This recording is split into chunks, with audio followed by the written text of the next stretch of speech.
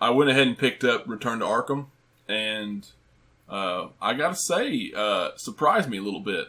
Really? Yeah. There was a lot of heat on it back in the summer when it was shown, and I get it. The trailer did not do it justice. Some of the graphics look kind of weird. Some of it looked better than the originals, and some of it looked really piss poor compared to the originals. Yeah. But I'm actually happy with what they done with it. I started both games. I installed both of them just to see what they both look like. Not a huge graphical improvement at all. Models and all that, pretty much the same. They didn't really add anything to the game other than just included all the DLC that's been released for both games, which is fine. It was good DLC. I liked it. I liked all the Batman costumes and it was good DLC for both those games. Yeah, I thought. Yeah, it's pretty good for both, really, considering the time too. Yeah. But the models themselves aren't really different. The biggest noticeable thing you're going to see is textures. The cape and cowl have a different texture, much more detailed. Actually looks good. The cape flows really nice. It looks really good. They changed some of that stuff. The lighting, the colors pop, but it's in a darker way. Yeah. So it's interesting. They did add some different lighting to. Some lighting's brighter. There is lighting in the hallway, like in Arkham Asylum, in places that weren't there before. Little random puddles of water. They show up better. They added some more rain effects and water effects in Arkham Asylum that I think look awesome. Yeah. It just adds to it. It's not, like I said, it's not worlds different in graphics. It's not any better in game. I mean, it's just fine. It's smooth. Everything seems fine as far as combat. It's all still smooth. It's all still really responsive. Everything that you remember and love about it is still there. I don't think it needs to be $50. It could probably be $30 and be fine. Yeah. But people, that's what I was thinking. I was thinking $40. 40 maybe would be fair because it'd be 20 for each. Right. And I don't know why people are so hell bent on trashing the shit out of the games, like games graphics, because they really side by side. There is much better quality on the newer versions. I figured there would be. I mean, I had my doubts, but... Well, and there are some... I've seen some comparisons. I've seen some pictures that people put up on, on Google or on Facebook or even YouTube. But there are certain instances where I think the style and lighting work better, like on Batman or Joker, than they do in the new ones. But all around, everything looks so much better on the new systems. Yeah. And I don't care what anybody says. I figured it would. I don't care what anybody says. It just makes it that much better. It doesn't make it seem like a whole new game that you're going through. No. But I've beat each of these games like 6 times a piece. Everyone has their when in doubt go-to games, their relaxing games that they can just play over and over again they love, and these are it for me. Really, they are. There's only a handful of games that I can do that with, and the Arkham games are it, because I'm a huge Batman fan, and I love these games. And I'm going to play these through several times over. And honestly, it's been actually a little while. I can't wait to play through these new ones. Yeah. Just to see. And it's not like a whole new experience, obviously, but it's going to be nice to see all the new textures and all the new spots. And to play it again, because I haven't done it in a while. Pretty much all pro, though. There's not been any... I mean, it would have been nice to see a little bit new content just for the new, like even a new costume or something that the team could have made. But I'm not that upset by it either way. It's not a big deal. It could have been, like I said, it could have been $10 cheaper. But other than that, there's really no cons. Well, when it was leaked that they were doing this back, last year? Yeah, it was leaked a long time ago. I was really hoping that they could get Arkham Origins. That I would add that as a con. I just thought of that when But I understand why they couldn't get it. That wasn't their studio. They didn't do that. No. But this was a different team also. It would have been nice to... it would have been really nice to get Origins. Yeah. And there's still a rumor on that still getting a remaster. At this point, I think it's you should have released them all together. Yeah. But honestly, I would still welcome it. I'd still get it. And if it's 20, if it's decent, if it's 20, 30 bucks, yeah, I would. And here's the reason why: it's a great game. Yeah. No matter what, I didn't think it was near as good as the other ones. It didn't have the right feel, but it. A lot of people had problems with it because it wasn't Rocksteady, and that was it. Yeah, well, I didn't like the darkness. I thought it was just too dark. Well, it wasn't, and it didn't feel like Arkham City and Arkham Asylum were dark. Yeah, but it was better lit. It was I don't know how to explain it. It may just. Well, be I think it's because I think things popped better. Yeah. I think the feeling was better.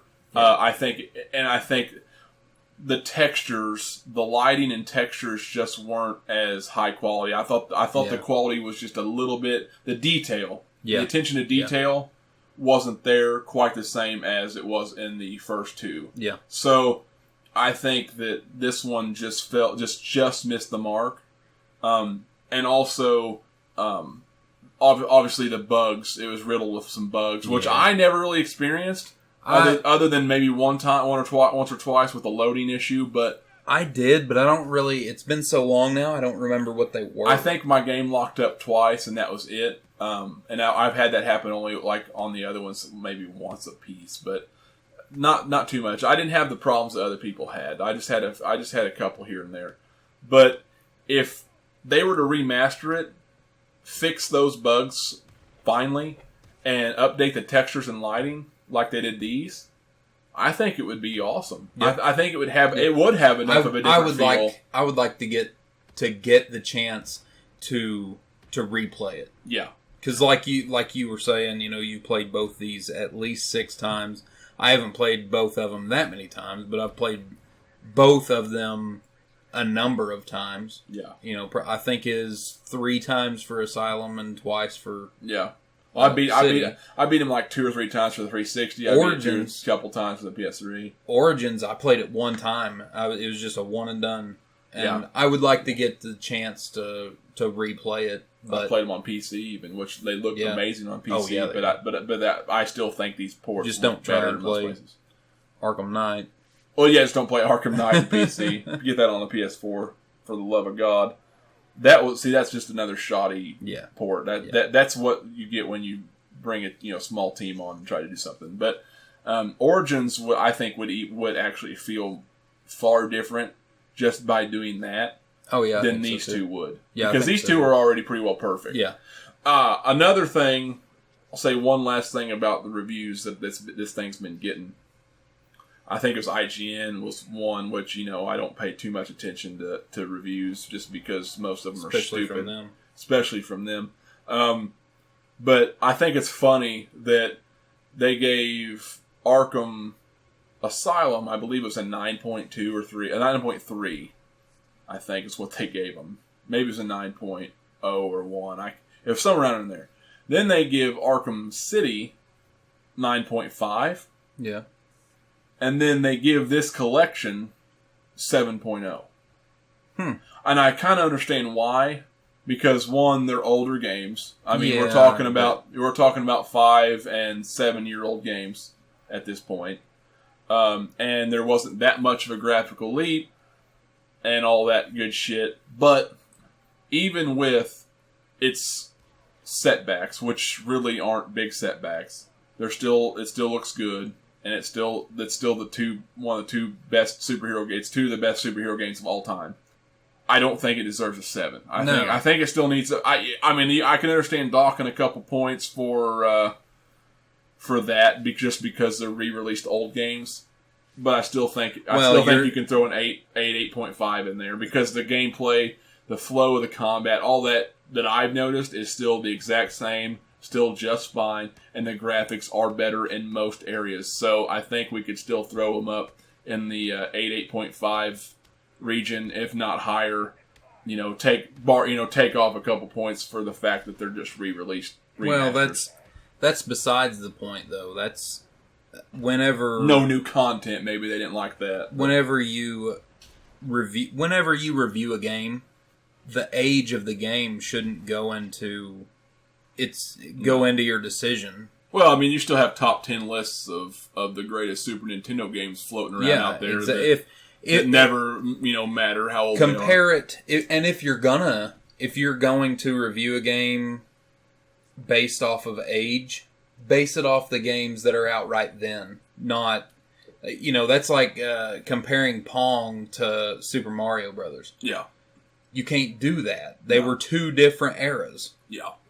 And that's kind of what they're doing. If that's why they gave it a 7, then that's dumb. And that right there's a perfect example of why I don't trust IGN's. Yeah, I don't trust and I don't trust most of them just because because they're done, bought, and paid for. Well, most of them are, and some of them are. They use, and I've noticed a lot of these guys use reviewers that are just absolute dog shit when it comes to reviewing. And the only reason I say that is because a lot of them, like the ones who review certain types of games, should not be reviewing those types of games. I'm not saying that you need a biased person that's pro, like a Batman fan, who just absolutely loves Batman no matter what it is and will love anything no matter how bad it is. I'm not saying you have to necessarily have that, but I have seen more often than not somebody who knows diddly shit squat about even fucking gaming do these reviews. Yeah. Like how, I mean, Dragon Ball Xenoverse, Dragon Ball period, you're not going to, if you're not a fan of fighting games, if you don't, or if you don't even at least tolerate them, if you don't know even a little bit about Xenoverse, or if you don't even know a little bit about Dragon Ball as a whole period, I'm probably not going to take your review serious. Yeah. Now, I mean, I understand that there could be a slight bias there. There's no unbiased anything in journalism. No. It's not even real journalism. No. So, I think that, I don't know, I would give them more credibility and more respect had they found somebody who at least enjoyed Dragon Ball, enjoyed fighting games, and could give this a fair shake. Because most true fans would give this a fair shake. In fact, most true fans would be stricter and harder on their product than they would anything else, because it's their baby, it's their product. Yep. And they almost over-expect too much. So, I mean, that's something that you need to take in consideration when you're reviewing any game, instead of letting some fucking Tom, Dick, or Harry down the office cuticle, at the end of the hall, who's 2 months into their job, review a game they know nothing about. Yeah. I mean, I know that they've got to work, but put them on something they know. Don't put them on something they don't. Yep, I agree. Because they're not helpful. If you don't know anything about the characters of the games, you're not going to be helpful. No. Bias or not. If you're not a comic book fan or Batman fan or anything like that, which in today it's hard to imagine someone's not, but if you're not, then you probably shouldn't be reviewing. Yeah. I mean, it's opinions by one person. I mean, I think it should be more of a collective thing and not one guy or two guys. But I agree. But I think two guys is probably the best. Two guys? Yeah. Well, yeah, dynamic duo. Yeah. Absolutely. Don't do one guy. But, I don't know, I think that it just, you miss something somewhere when you bring in one guy who doesn't know anything about it. You just don't learn anything, and that's what reviews are supposed to be. They're supposed to be helpful. Yeah. They're supposed to teach somebody about something. Yeah. And then they decide with, as unbiased as you can possibly get, as informative as you can possibly be without interjecting your opinion way too much, and then allowing someone to then take that information, use it, and, form an opinion themselves, and then decide whether or not they're going to buy it or not. That's what a review is. That's what it's supposed to be. We're kind of giving a half-assed review of this game. I'm also throwing in my opinion in a lot of ways, and hopefully we've done help. And I may have done exactly what I said don't do earlier on, but it is what it is. Yeah. That's really the idea of it, though. I hope we helped out for those who were thinking about picking this game up. So 2 thumbs up? Yeah, 2 thumbs up. I mean, you can't go wrong. I haven't encountered anything wrong with the games, and they're both, while not huge graphical leaps, they're still better looking than the originals.